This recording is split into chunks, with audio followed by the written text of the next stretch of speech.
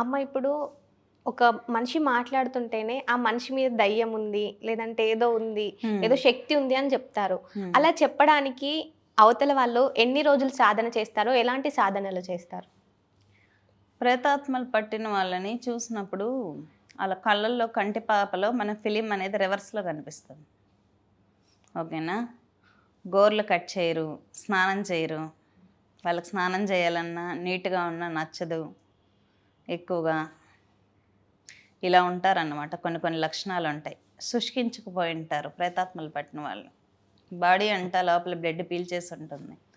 Health problems ఉంటాయి. కానీ అవి హాస్పిటల్‌కి ఎంత తిరిగినా రికవరీ అవ్వదు. ఎక్స్‌ట్రీమ్‌గా ప్రవర్తిస్తూ ఉంటారు. బూతులు మాట్లాడుతూ ఉంటారు ఎక్కువగా.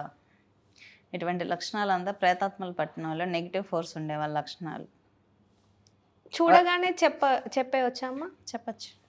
అంటే ఒక మనిషిలో ఏముంది గుళ్ళోకొచ్చినా వాళ్ళు తట్టుకోలేరు. సాధకులుంటారు గదా! అవునండి. బాగా జపాలు, తపాలు చేసి బాగా పాజిటివ్ ఎనర్జీ ఉండే సాధకుల దగ్గరికెళ్తే వాళ్ళు తట్టుకోలేరు. పాజిటివ్ ఎనర్జీ ఎక్కడుందో అక్కడికి వెళ్తే వాళ్ళకి మంటలొస్తాయి శరీరమంతా. అరుస్తారు. గట్టి గట్టిగా అరుస్తారు, ఏడుస్తారు. అలా ఉంటుంది.